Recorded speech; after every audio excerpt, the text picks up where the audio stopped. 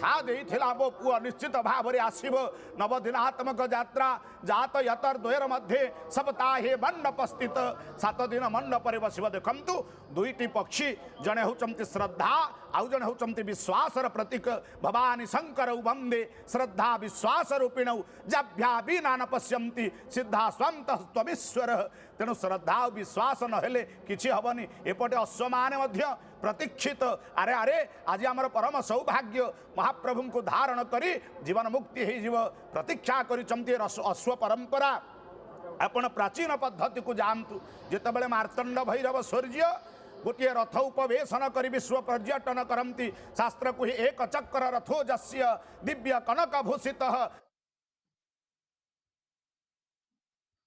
तेणु से सप्त अश्वर परिकल्पना भावना मध्य आम अंगीकार करिथाए। एपटे देखंतु संकीर्तन मुद्रारे क्यों भली भाव में भक्त माने एक रंग वस्त्र परिधान करी नृत्य परिवेशन करी मृदंगर ताले ताले निनादित जय जगन्नाथ ध्वनि। अगर 18 मिनट आप रोज इस ऐप को